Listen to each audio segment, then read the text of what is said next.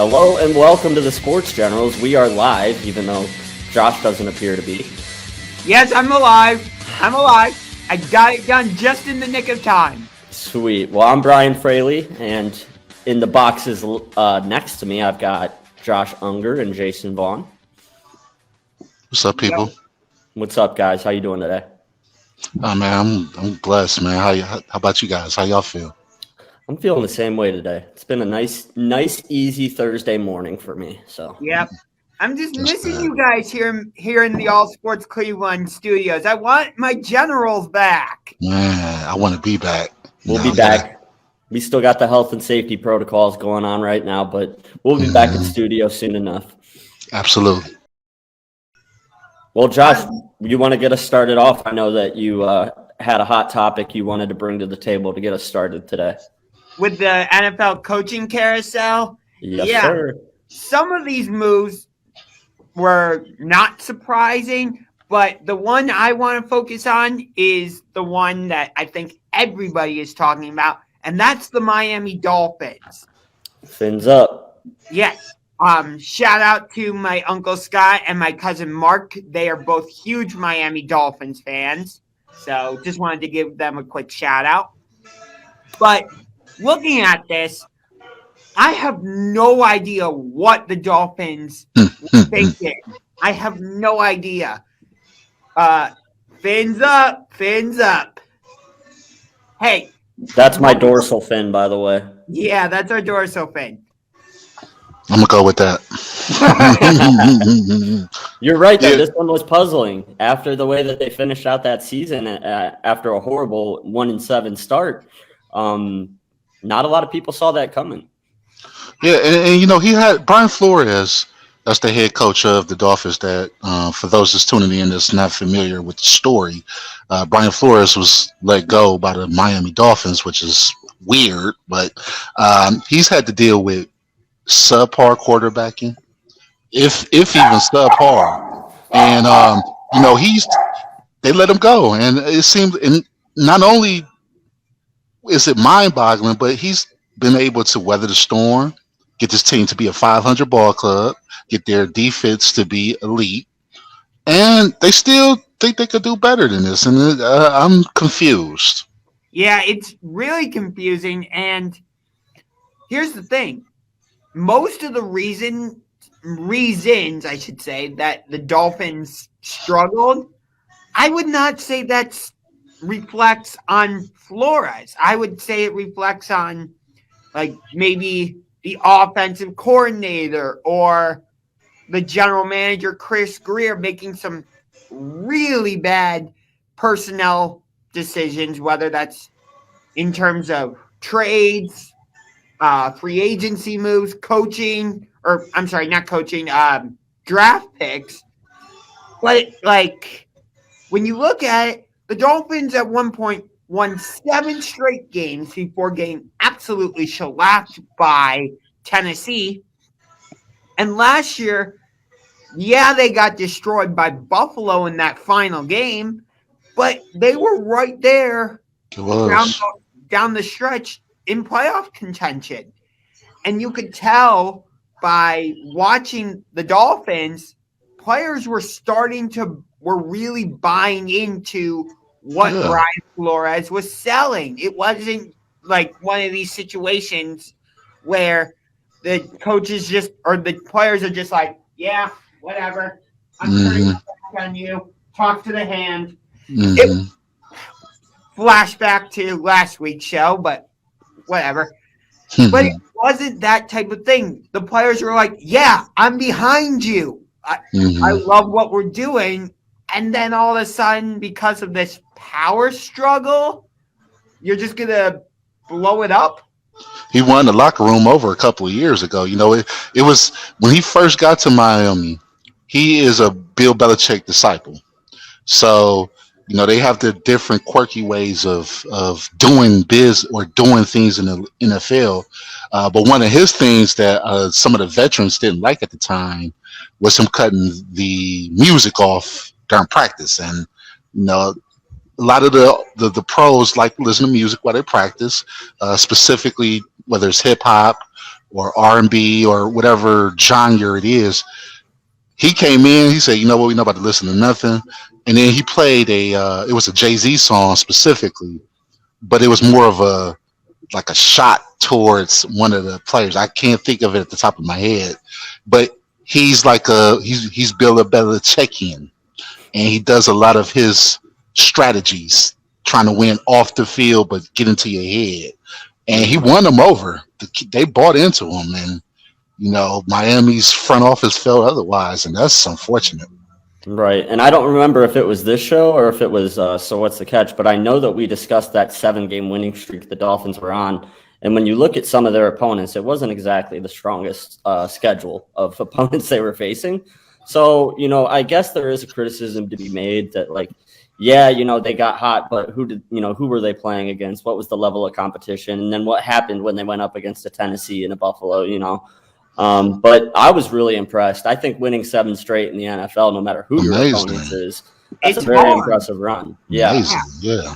The Colts, right? All they had to do was win and they was in.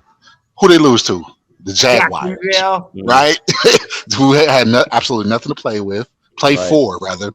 And it's any given Sunday, man. And they was able to run off 7 victories. That's an amazing feat. Yeah, right. I agree. And here's the other thing with you, Jason, you brought up like the Bill Belichick aspect of this a little bit earlier. We've seen like Matt Patricia. He did really well as the Patriots defensive coordinator. He becomes the head coach of the Detroit Lions. Didn't last very long. Joe Judge, we know about that whole disaster with the New York Giants. Just let him go. Yep. Yeah. Various other examples I could address, but I'm not going to. But it's what I've always seen when it comes to this, not just with Bill Belichick proteges. I think that's the right word, proteges. But also with Nick Saban, where a team hires a Belichick assistant or a Saban assistant, and that guy, whoever it is, goes to the new team that they were just hired by, and they're like, okay, I'm going to try and be Bill Belichick. I'm going to try and be Nick Saban. No, don't do. And Brian Flores didn't do that. He tried to establish his own culture and say, no, we're going to do it my way. I'm not going to try and be like Bill Belichick. I'm my own person. And I liked that aspect of it. In the words of Josh, anytime one of his disciples would go to a different team and start to do their Belichick things, they would flame out. Way to break Josh and Dees. Josh and Dees makes an appearance once again. It's a really good point, though. They flame out. They flame out, and it's unexplainable. Yeah, that's the thing with like hiring these Belichick disciples or these Saban disciples is a lot of ownership thinks that that's automatically going to guarantee you a winner, but like no, it's not. It's not, and you really can't. You can't replicate the mind of a Nick Saban or the mind of a Bill Belichick. Even if you try to replicate, their style of coaching or their playbook or anything like that, like at the end of the day, you're still not him. Those are geniuses, football geniuses. And so I think sometimes these guys get a little too much credit just because, who they are attached to. Because they're on this coaching tree. Absolutely. So the other moves that were made were not surprising to me at all. Like the Bears firing Matt Nagy and their general manager, Ryan Pace. The Vikings getting rid of Mike Zimmer, and I forget the name of their general manager off the top of my head. I'll look it up in a minute. But, of course, the Giants firing Joe Judge was not surprising, especially when you try a quarterback sneak on, like, 3rd and 9 or whatever it was. I don't know what the hell he doing, yeah. What the hell? Another Belichick disciple. Yes. But the Giants, I think, screwed up in one aspect, which is they didn't actually fire Dave Gettleman. They let him retire. So he got to go out on his own terms, which I think sent the wrong message. But Vic Fangio getting fired in Denver, that makes sense as well. But here's my thing, going back to Bryan Defensive coordinator Flores. available. Yes. Cleveland, if you're listening. What, you think Stefanski's on the hot seat? No. Well, no. But defensive coordinators. Oh, You gotcha, know, gotcha. I hate to call for people jobs, Joe Woods, but there's some marvelous defensive coordinators that are now available because they've been let go. Big Fangio. What? Sorry, I had a cough. Oh, man. Right. Bryan Flores. Yeah. Right. I'm with you. But Jason, on that subject, if I am the Denver Broncos, I'm not wasting any time. I am trying to sign Bryan Flores as fast as I can. Mm-hmm. He's going to land somewhere. Oh, yeah, he's going to get a great job. I think him in Denver would be the perfect move. Perfect. So what do you guys, what job currently do you guys think is probably the best available job?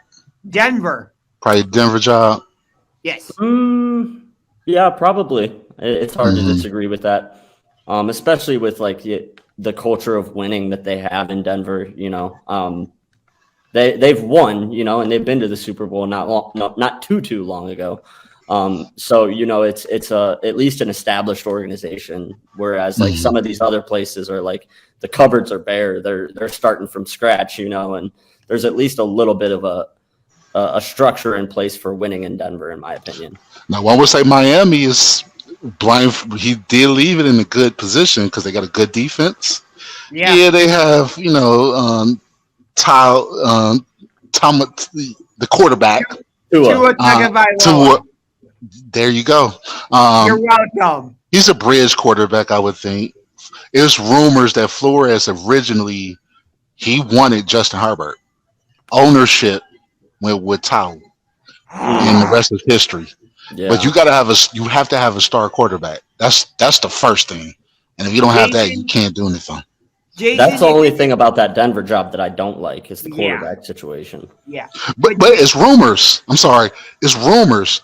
Denver has already began interviewing Packer assistants. You guys do the math on that one. I can do the math easily on that one. Mm-hmm. Here are the dots. 1, 2, 3. Bing! Yeah, they're hiring Green Bay Packer assistants. So the thought is hopefully they're going to lure over Aaron Rodgers because after the season, he has a clause in his contract where he could demand whoever he wants to be traded to. And like we all stated, Denver is probably the best open job, and they already got the pieces in place, period. Peyton Manning went there, won a championship. The rest was hit. Denver got a way of having the structure in place. They just need that one key ingredient. Yeah. Yep. I think the one thing we're forgetting, though, is the Raiders. There's no guarantee Rich Bisaccia is going to be the head coach next season. They keep winning. It's going to be hard. I don't see how they can. He's earned that job, in my opinion. Yeah, a lot of people would argue the same thing, Jason. But I also agree to an extent with what Josh is saying because, Mark Davis wants to win and wants to win now, So if they do make an early playoff exit, anything can happen, But I'm with you, Jason. I think that they're inclined to let him keep that job now. They should, man. I mean, the only person that I would think is capable of unseating him would be Bryan Flores. If we want to be real about it. But other than that, he earned that job.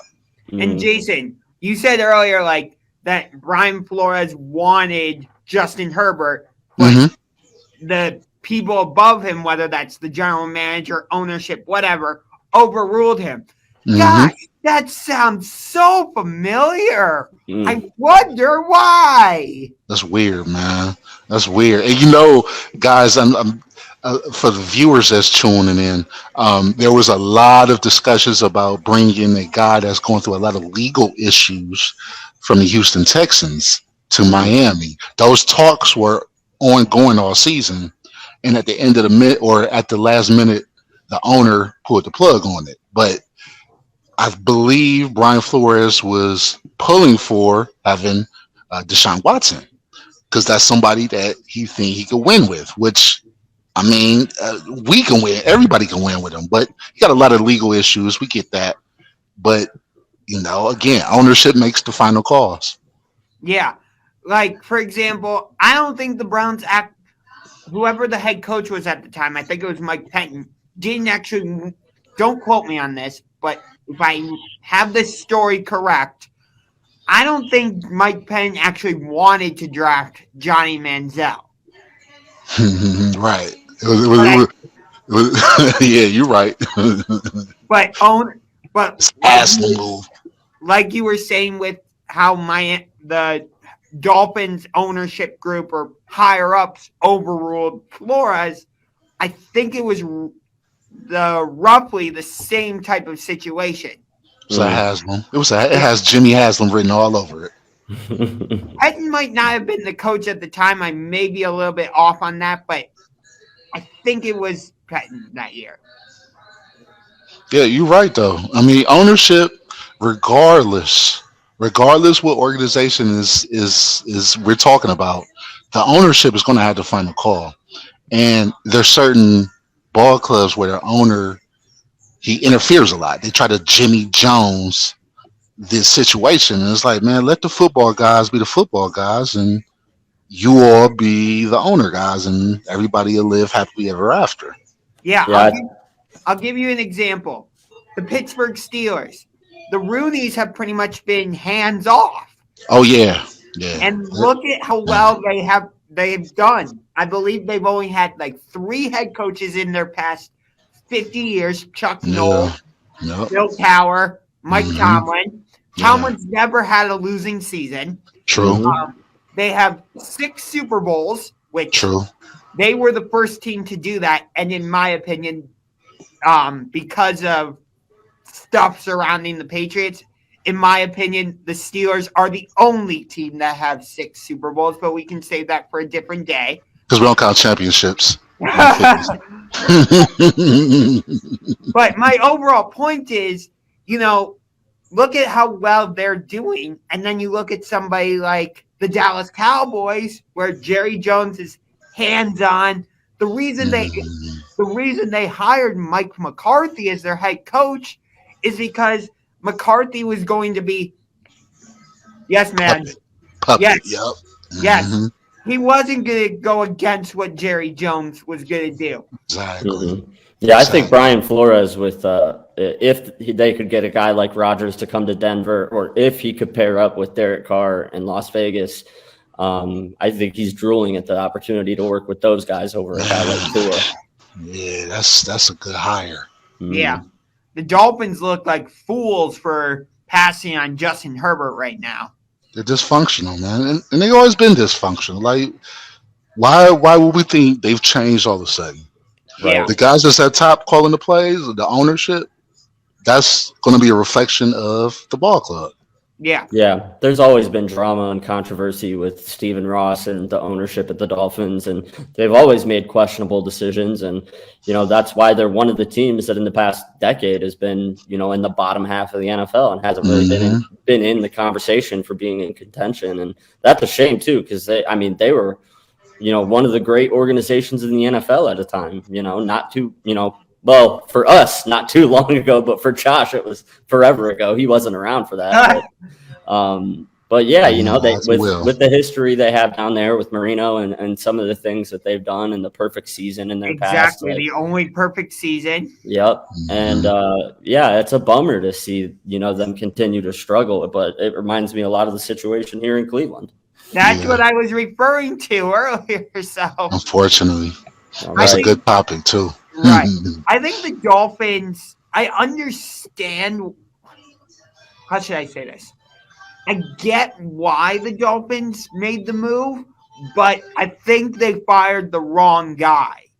They should have they should have kept Flores and gotten rid of the general manager, Chris Greer. Because again, like we talked talked about earlier, it took a year or two but you could see the players were buying into what Brian Flores was selling.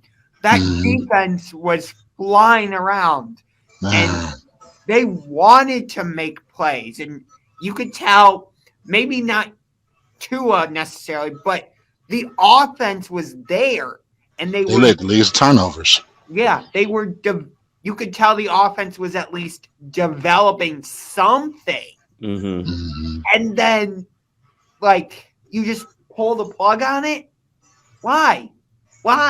No. Right. And that's why there's, not much hope amongst Miami fans right now. I'm sure, Josh, if you ask your, I don't remember who you said it was, but the people who are Dolphins fans, how they feel about the situation, I'm sure that they're pretty confused and probably pretty upset. Yeah. I should ask my Uncle Scott and my cousin Mark about it. Get a quote from them, and we'll get a quote from them in the next show. That'd be nice. We could put the quote up for people just to give everybody a I'm gonna pulse text of him what right- things look like in Miami. I'm going to text him right now.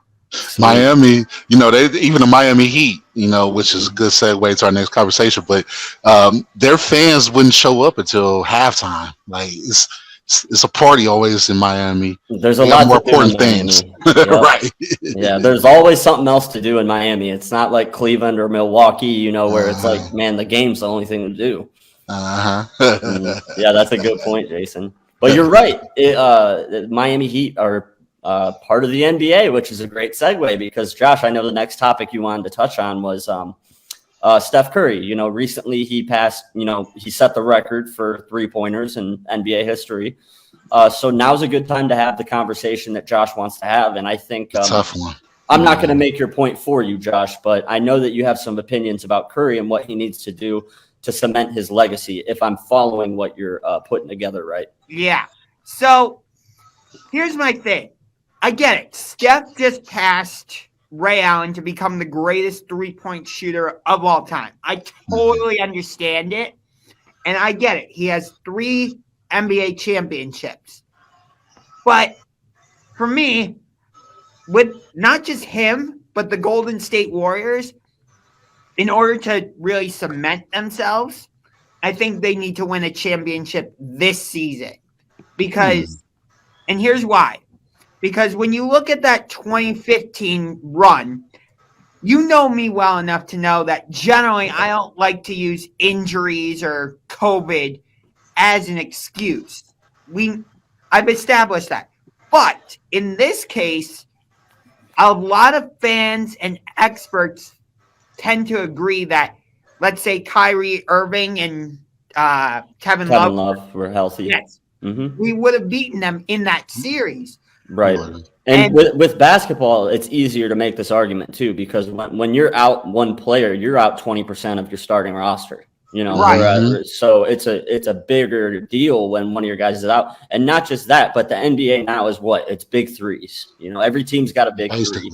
And when one of your big 3 is out, it's bad. But when 2 of your big 3 are out, it's almost insurmountable. And that's what we were trying to overcome in that 15 NBA championship. So, Josh, you're kind of getting me to side with you a little bit on this. Right. And also with that 2015 run, the Warriors didn't have to play like other teams along the way before getting to the finals at full strength. They had to play some weakened opponents. Again, I don't like to use injuries as an excuse. That's just not my thing. But you can't help but bring that up. And then for 2017 and 2018, they had the best player in the NBA, and so what's going to happen. Yeah, exactly. So for me, I don't want to say those 3 championships are necessarily like tainted or that they don't count because I did that for the Patriots. So no, but I get what you're saying. It's if Curry wants to be known as this legendary player, which I think he is, he's a Hall of Famer, no doubt. But I agree on that. In terms of his legacy and what he wants, because I think he sincerely wants to be known as one of the greats of all time. And you have to have this conversation about, has Curry ever been the guy that got him over the hump? I'll tell you this. No. It's been the other people around him that have And this is the first time where this year it's Steph's team. Bingo. 100%. I'll take it a step further, guys, and this is damn. I hate playing devil's advocate. I hate doing this, No, do it especially for the show. Please because do of it. what's at stake. But we, gentlemen, this is the greatest shooter of our lifetime. He has revolutionized the game of basketball. He has. One could say that he's had an impact on the game of basketball as Will Chamberlain had, and this is what I mean by it. You see a lot of people starting to, the 3-point line is what, about 23 feet away, give or take. He's shooting the ball like 30 feet away. You see a lot of kids in college starting to pick this up. High school, you go to the playground, kids are starting to shoot. Another thing he's done is he's also, just for the African American community, it's okay to be married. It's okay to have a family. And, this is something that we, in general, thankfully I've had both my mom and my father, they're still married to this day, but he does a lot of things off the court that a lot of kids could mesmerize about because he is one of us. Technically, he was born in Akron, same hospital as LeBron, but he's revolutionized the game, and you can't stop this man. Like, yes, I understand that Durant came, but one could say they didn't need Durant. Durant needed them to, they won 8 rings. As far as I'm concerned, that's probably when Durant did join. That's probably one of the greatest teams ever in NBA history. Oh, hands down. And I hate saying this, man, because I'm a Jordan guy.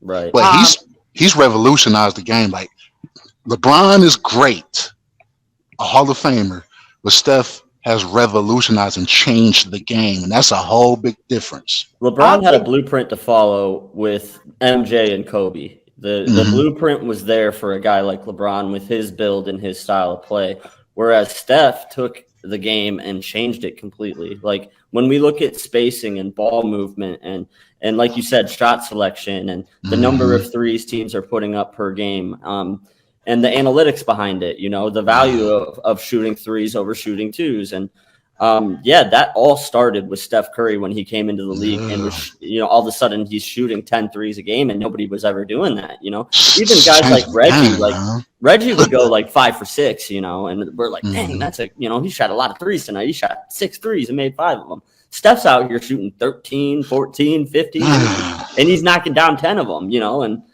and we know how it is. Yeah, so we fans. I used to hate playing against these dudes. Like he come up, it's like, damn, okay, Deladova. Yeah, Deladova was the exception to the rare exception. But like he's gonna pull. There's nothing you could do. You could try to double team him. He'll make the pass. Or if you both come up, he's shooting. And his release is probably the fastest I've ever seen. Like by the time he's up in the air, the ball is already gone. It's amazing. Yeah, he's a scientist with the shot. He's got it down in a way that I've never seen anybody have it down before. Yeah, he's a different level. Jason, I want to take your thought a little bit further. And when you said he revolutionized the game, yes, I would say, let me expand it out and just say I think the Warriors did that because, Miami, when they had their big three, they were doing a little bit of small ball, but not to the extent that Golden State was doing it. I feel like in my opinion, the small ball era really started with the Warriors. I could agree with that. I agree. And also, let's add this, guys.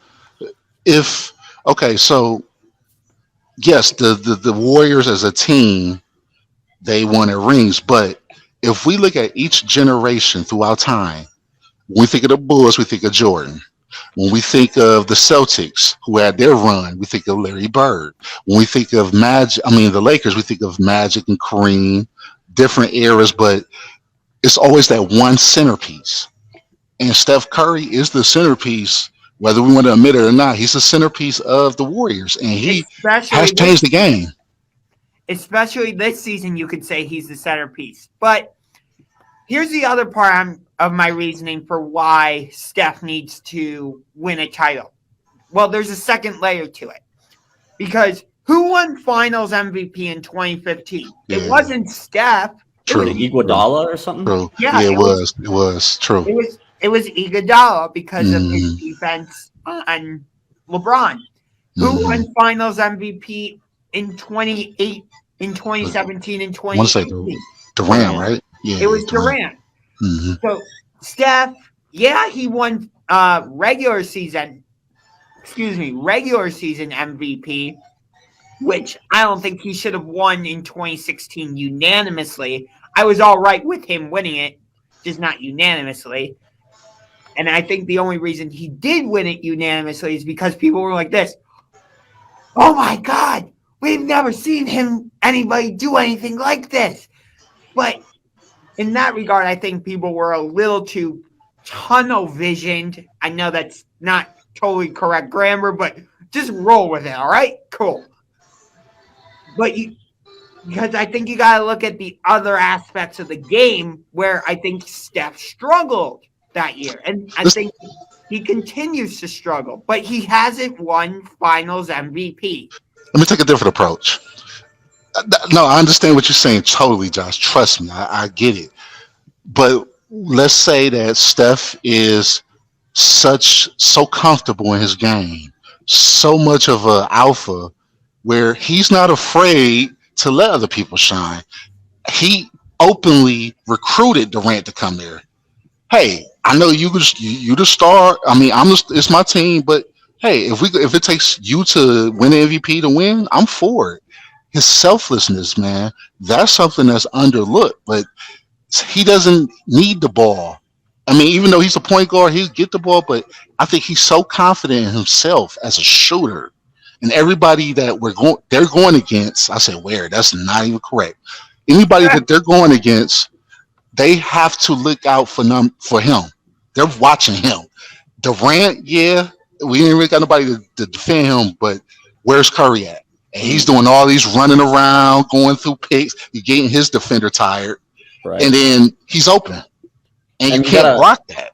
You got to remember what a lot of teams do when they face Curry, too, is they put two people on him, and in that regard, as a point guard, what's the right thing to do? And it's give the ball to the open guy, and he does do that very well. When they're focusing all the attention on him, he is very good at saying, okay, fine. Like I'm also one of the best passers in the game. So I'll shoot 35 feet. Yeah. It doesn't matter. Or I'll pull up from the logo. Yeah, send it to you guys if you want, but I'll shoot right over top of both of them. Right. But yeah, I get both sides of where you're coming from because Jason, you're right. When you think of the Warriors, it's Curry.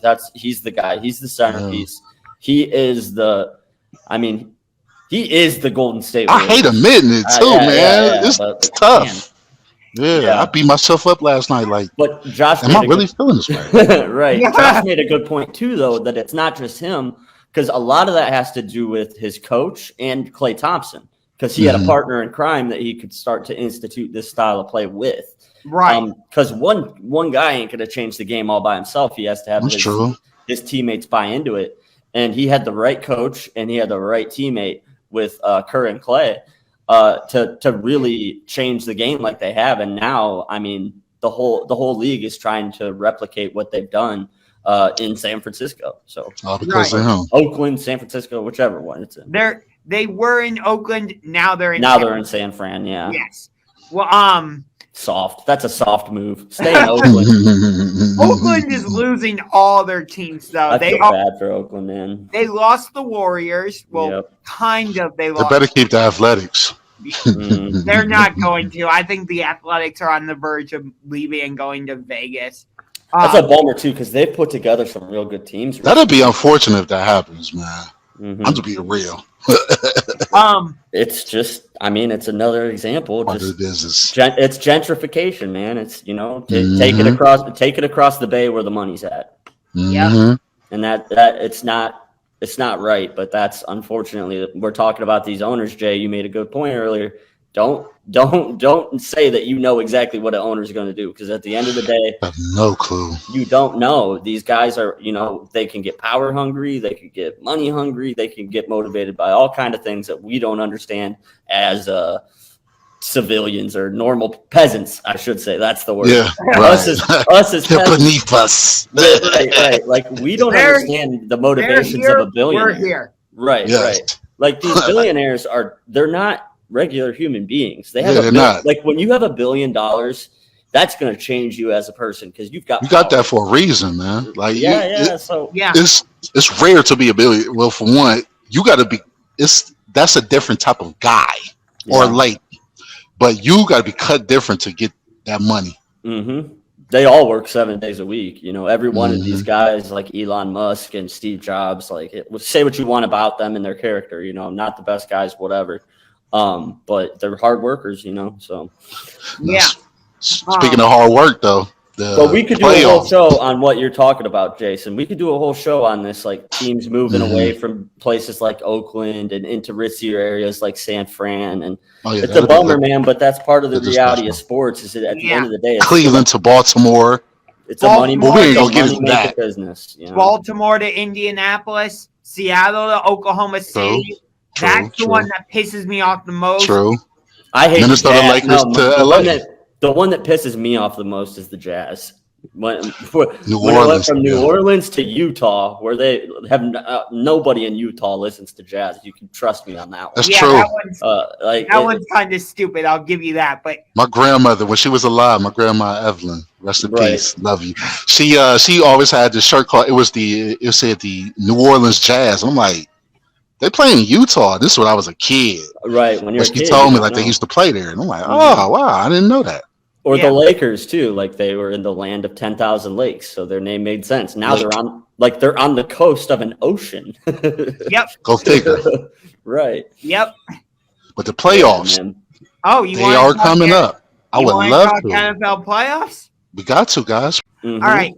So I want to start. If we're going to move to NFL playoffs, I want to start with Raiders Bengals because here's my thing. I get it. The Raiders. They've pretty much been in playoff mode for several weeks now, and you could tell they were playing for the tie on that Sunday night game in the final minutes, but that's not what I want to focus on. I just want to talk about the skill position players between them and the Bengals, which the Raiders have a solid group. I like what they have with Darren Waller, who I think is one of I'm not saying he is the best, one of the best tight ends in the NFL right now. You got Josh Jacobs, who's a solid running back, and you got Hunter Renfrow, who is a very good wide receiver. But I feel like that's all the Raiders have.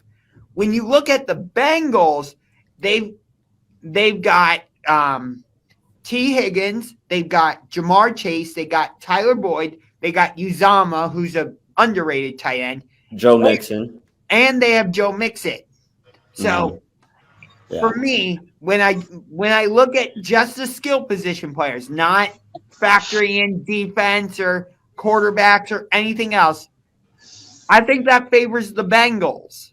It's at Paul Brown Stadium too, so right now, Josh, Cincinnati's listed as 5-point favorites at home, which is big for a playoff game. Yeah, beautiful playoff game for sure. Vegas is seeing it your way, Josh. I don't know. There's just something about that Raiders team and the way they've played, in spite of the obstacles that they've had this year, and their last couple weeks essentially have been playoff games.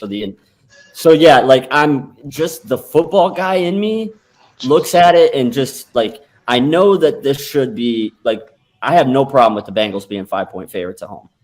But the football guy in me just has a feeling about this one, and there's something about the Raiders and the way that they're playing right now, and the intensity that they've been playing with, that I think it's gonna be hard for the Bengals to match up against. They're gonna have to match that level of energy and hype because the Raiders they just came off of a playoff win essentially. So I understand that. The Raiders been in playoff mode for a few weeks.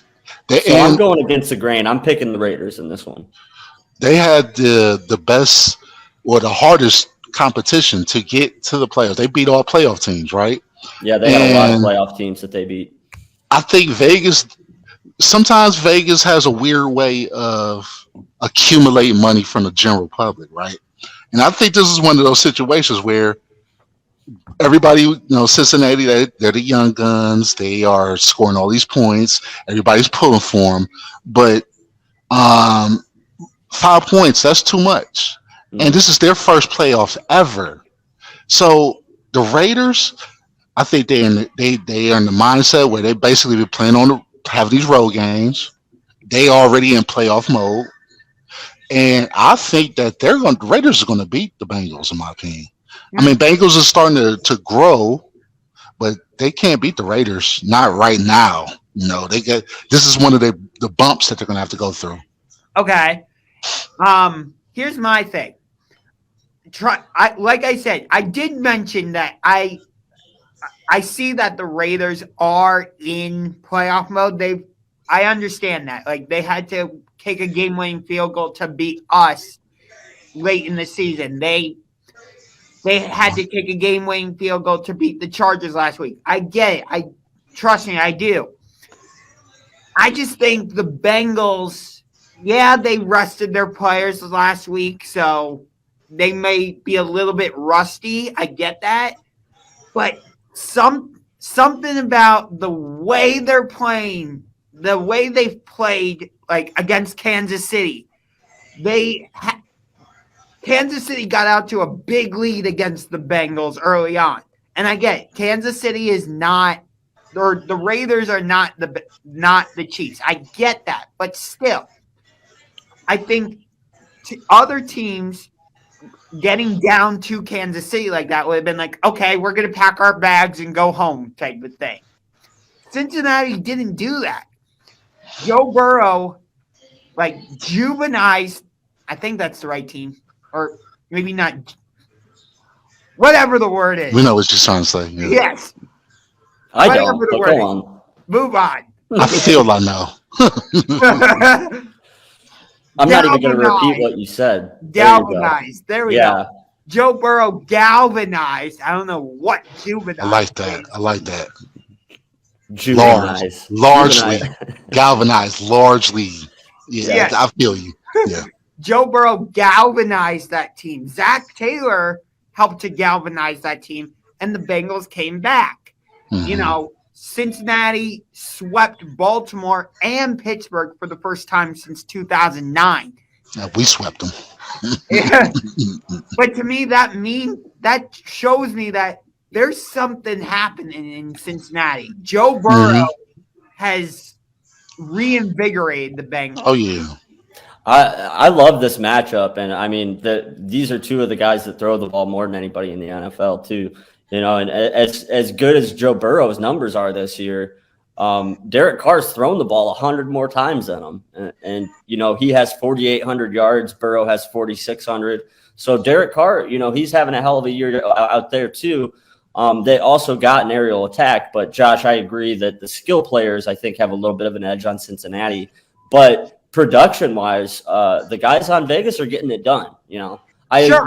While I agree that they're not quite the athletes and skill players, they're getting it done on the field. So this is going to be a really good game. I love this matchup. Yeah. I really don't understand I have no problem with the Bengals being favored at home, but 5 is too many, I think. That's too much. Absolutely. I love the Raiders +5 here. And that's totally fine. Here's how I'll say it. I'm not going to say I want the Bengals to win, but that would be my preference is how I'll say it. But if the Raiders win, I would not be surprised because I do like what you guys are saying. All right.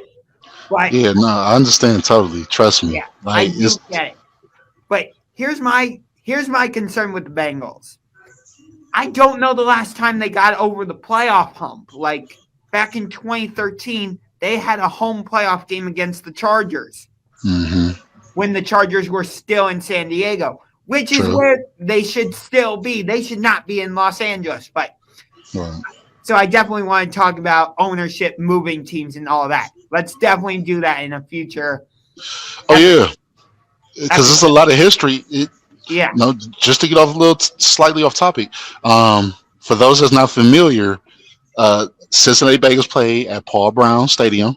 Paul Brown used to coach the Bengals, and he coached the Bengals when he was fired by the new owner, Art Modell of the Cleveland Browns. And the reason why they have similar colors as the Cleveland Browns is because of Paul Brown and his spitefulness against Art Modell. So didn't Paul Brown name his team, name them the Bengals after, I think it was the Massillon Tigers? I'm not sure, but I could see the dots, connecting the dots in that angle for sure. I want to go to a Bengals game, actually. I think that would be fun to go down to Cincinnati and see a game at Paul Brown Stadium. I have some bucket list stadiums that I want to go to. But Arrowhead, because the Chiefs, they're playing the Steelers. That's a tough area to play in as well. Yeah, I agree. That's on my bucket list for sure. Chiefs will defeat the Steelers. I think we're all hoping for that, too. Mm-hmm. They already dismantled them, a few weeks ago. Yeah. I don't see why that can't be consistent. Yes, but here's my thing, and I wanted to actually bring this up during when we were talking Raiders-Bengals. Because the Bengals already defeated the Raiders in the regular season. Mm-hmm. The regular season is the regular season. It has no impact on the playoffs whatsoever. Unless there's like some sort of injury carryover or something like that. We just saw it with Alabama and Georgia. Exactly. But in terms of like game results, it doesn't matter. So, right. Yeah, the Chiefs destroyed the Steelers in the regular season. I'll acknowledge that, like you said, Jason, but I don't think that has any bearing on this weekend's game whatsoever. I'm actually taking Pittsburgh with the points, but Kansas City to win. But I think 12.5 is too many for a playoff game against Tomlin. I mean, here's the thing. Mike Tomlin, in my opinion, is like one of the top 3 coaches in the NFL over the past decade. Yeah. Easily. So, absolutely. I'm not saying a losing season. I'm not saying Andy Reid's not a great coach or anything like that, or that they're lacking in the coaching department. But a guy like Tomlin can really get his guys motivated, and with the right game plan and the right approach, Kansas City has shown that they have holes, that they are vulnerable. And the right game plan, and everybody. But the problem is that they're going to have to play their best game to beat Pittsburgh, whereas Kansas City can play an okay game and probably still squeak away a victory. You know what I'm saying? They whopped them though, man.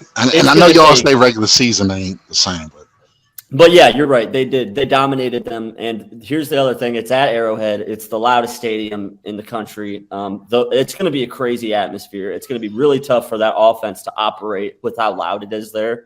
It's going to be interesting to see how Ben overcomes that. He's 95 years old. I don't know how well he can hear now, so I don't know if that's going to affect his play.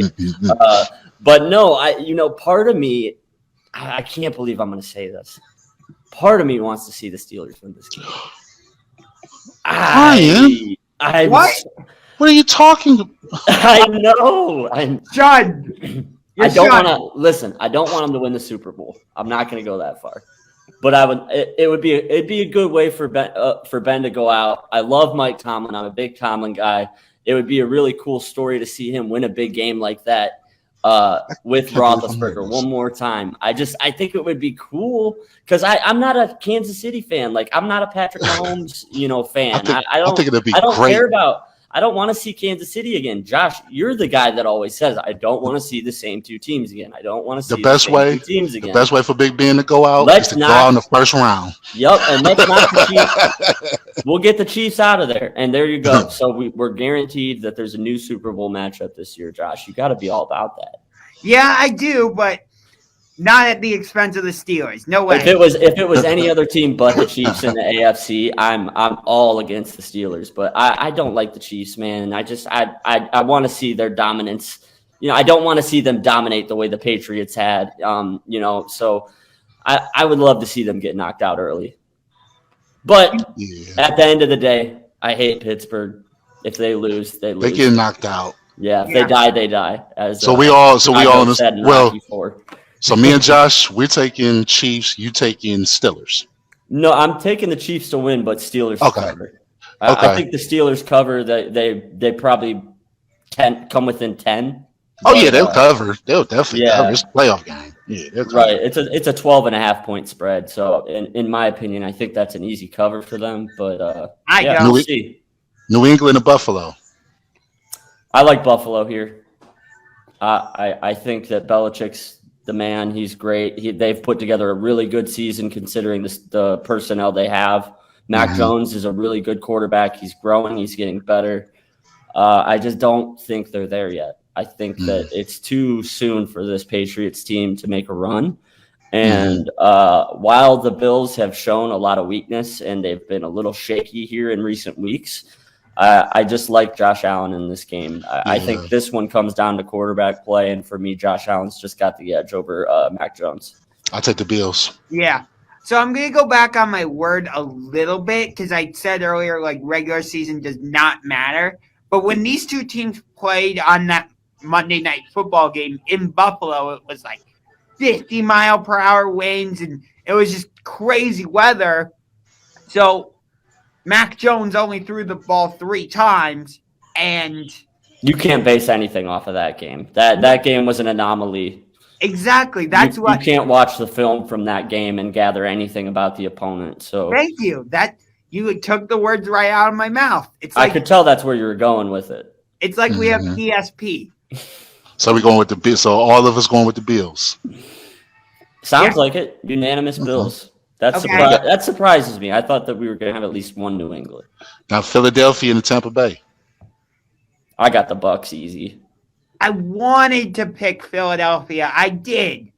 But when I saw that that Tampa Bay is getting Leonard Fournette back, that's what made tip the scales for me in favor of Tampa Bay. I think Tampa Bay going to win easily. I'm not even going to give you any reasons why Tampa Bay is going to win this game easy because I don't need to because there's a certain player that still plays football that's the quarterback for that team. I don't even need to say his name. So I think the Bucks win easy, and I think the less I say about it, the more that it says. It's good for the program. I think Philadelphia could surprise you and keep this game a little closer than you think. No, man. This Ricky Coach, this tall task for him, and they're playing in Tampa. Nick Sirianni just doesn't do it for me. He is just a stooge, in my opinion. You got the 49ers in Dallas. That's going to be the game of the week. That's a good one. I like this game. I'm picking San Francisco. I've been riding with underdogs for a lot of these games, but I'm going with Dallas. Going with Dallas. I'm going with San Francisco, man. Look, Dallas had probably the best defense of the entire league all year. But this is the playoffs. This is something new for Michael Parsons and the kids on the Dallas Cowboys. But San Francisco, man, they on a whole different level. You know, they got Deebo Samuels, who, in my opinion, he reminds me of a 2022 Anquan Bolden because of how tough he is. Play running back. You won't have to worry about him dropping the ball over the middle. And he's quick and he's elusive. So I think the 49ers going to win. Yeah.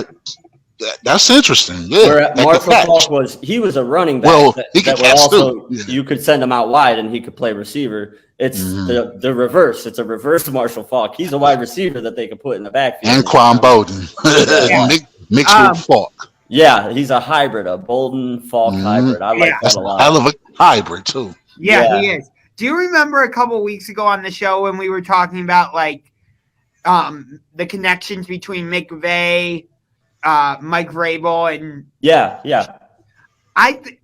because Kyle Shanahan and all that. Right. I think with that, and we talked about how Kyle Shanahan has had his struggles in Super Bowls and big games and whatnot.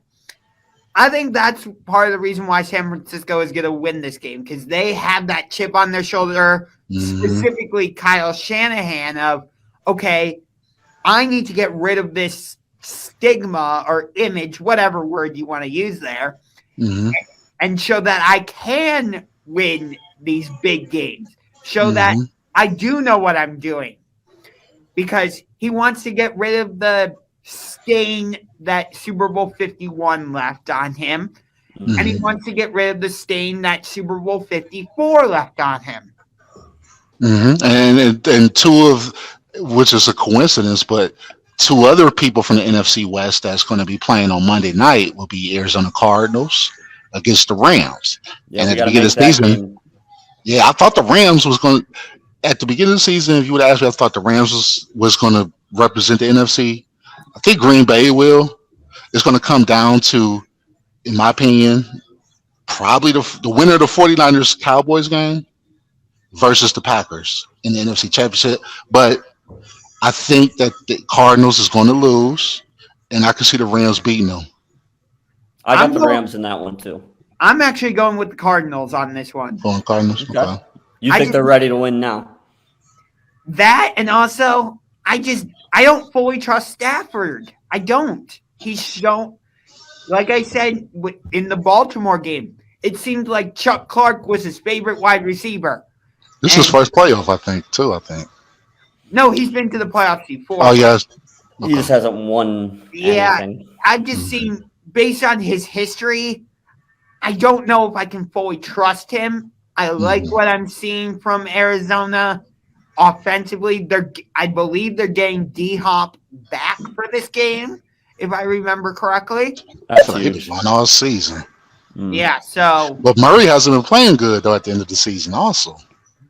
One could say he's been playing Matt Stafford-ish. So it's like, they both been shaky going into the end of the season, for sure. I'm stand corrected. DeAndre Hopkins is not going to be back for this game. I just looked it up. They got no chance. Okay, then, never mind. I'm switching my pick to the Rams. That's simple. Yeah. Yeah, I think that's all the list for the Rams. Well, we've picked the whole slate. Everybody's kind of, explained how they're feeling about the NFC. Jason, you kind of made it clear who you think's coming out of the NFC. I still think it's Brady. Josh, who do you got coming out of the NFC? Packers. You got the Packers. Okay. So that's cool. We all kind of got something different going on for us. What about the AFC? Tougher. It is tough. That's super tougher. I'd see the Bills. Bills Mafia. You ready for mine? I said Bills at the beginning of the year, but I'm switching Bills it. Mafia. I'm switching it to the Chiefs. Even though I want them to lose, I still think the Chiefs are. They're really ready for the Chiefs. At the beginning of this year, I thought it was Josh Allen's year. I thought he was going to be the MVP. I thought the Bills were going to dominate this year. This was their year. There's been some shaky moments here as of late, so I'm switching it up and going with the Chiefs. I'm backpedaling on my original pick of the Bills. All right, you ready for mine? Yeah, and hurry up because we got 2 minutes left. We'll let you give your pick, and then we'll wrap things up. All right. This team wears orange, like us. They have Joe Burrow as their quarterback. They have Joe Mixon. They've got Jamar Chase, T. Higgins, Tyler Boyd, Uzama. Yes, I am picking the Cincinnati Bengals. Yeah, they on the go to the Super Bowl. And I think I'm going to actually pick them to be, when the clock hits 000, Joe Burrow is hoisting the Vince Lombardi trophy. Over Aaron Rodgers, according to you. Yes. And I think we got this recorded. Yes. Okay, great. I can't wait to play this back. Whatever you have for breakfast, man, I want some. Yeah, I mean that's wishful thinking. No, it's a bold pick though, and I love that. I love when people make bold picks. Maybe I'm off my whacker, but we'll see. We'll see if they get past Vegas this weekend. Then we'll have the conversation again next week, and it might not look so crazy. So yeah, I think they see it come to an end. Though we'll see though. Awesome. Well, hey, it's been fun, guys. I love doing the show with you. Hopefully by next week we'll be back in the studio together. But regardless, you can find us here on the Facebook. No matter what, no matter whether we're doing it at home or we're in the studio, you can find us here. So you're still going to get our notifications. Make sure you like and subscribe. And we'll let you know whether we're going to be in the studio or not. Yep. Yeah. Subscribe to the Sports Journal's YouTube channel. We are at 11 subscribers at the moment. Let's keep this channel growing. Yes, and make sure you participate. If you're watching us live, make sure you participate in the chat. We'd love to highlight user comments and get you involved in the discussion. So make sure you guys are active in the chat. If you want to leave comments now, even though we won't be live anymore, Josh and I are always looking through the comments. I know Jason goes through them. Yeah, we'd love to chat with you guys. So let us know what you thought about this video in the comment section, and we'll see you guys next week. How crazy am I for picking the Bengals? I want to leave your comments on that. Yeah, leave your comments about Josh's picks, and we'll read some of the best ones next week. Yes, all right, y'all. All right, guys, it's been fun. I'll talk to y'all later. Stay safe, y'all.